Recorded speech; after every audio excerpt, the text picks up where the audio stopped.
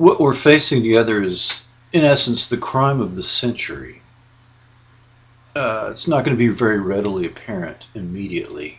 More facts that are going to be coming out slowly over the weeks and months ahead.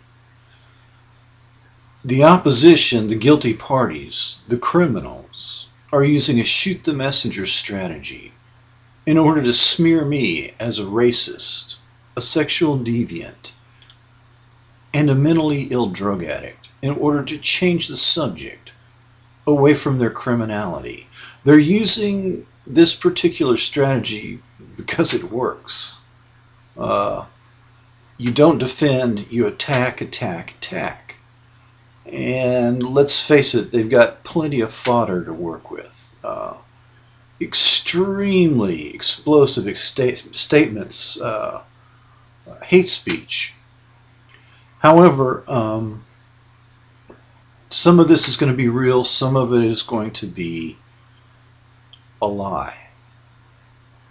Essentially, I can prove that I'm not a racist, even though I have engaged in hate speech.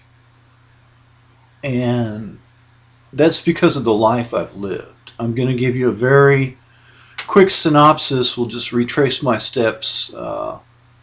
Beginning about 1992, I was working for NASA, the McDonnell Douglas Space Station Corporation.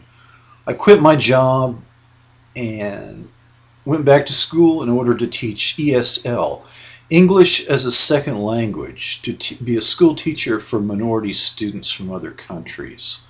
For a couple of years, I taught at Pasadena Independent School District, which is essentially a minority school district. From there, I was living in Houston, or outside of Houston, near NASA, where I grew up.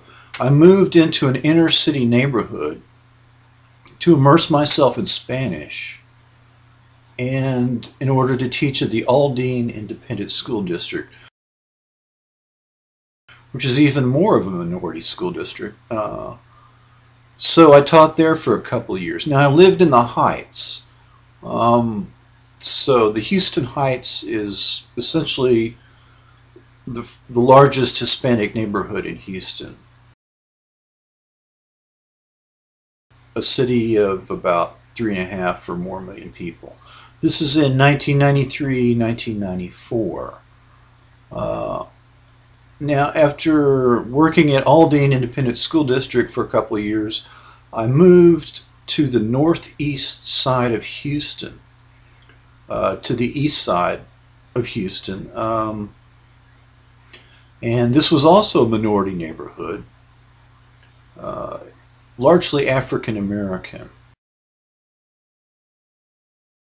So I lived on the edge, essentially was the edge of the largest African American neighborhood in Houston, where, just as earlier, I was often the only person of my race in stores, on the streets, in public. I was living in a mixed neighborhood by choice, where I could have easily lived in a neighborhood surrounded by my own race. I was also teaching English as a second language to minority students who had just come here from Mexico, El Salvador, Korea, Vietnam, various countries, but mostly Spanish-speaking students. So I had moved myself into a minority neighborhood where I was the only Caucasian, and immersed myself in Spanish and taught minority children. This is not your typical profile of a card-carrying racist, as it were, quitting your job at NASA and going to work teaching minority children. And after this, later I lived out in West Texas. I had some health problems. I was traveling outside of the country, developed a chronic illness, and several years later I found myself living in West Texas, in a small town caring for an elderly relative. Um, this small town was a very racially mixed environment as well. I lived there for several years, and by the time in 2001 I moved into Lubbock, Texas, and a year later I bought a home there. Again, the area where I purchased this home, I'm going to Texas Tech University. I'm studying and working in the biology department, doing research, microbiology, and I bought a home.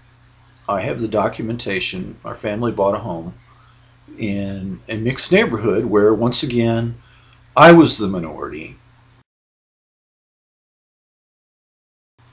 This is a pattern of behavior.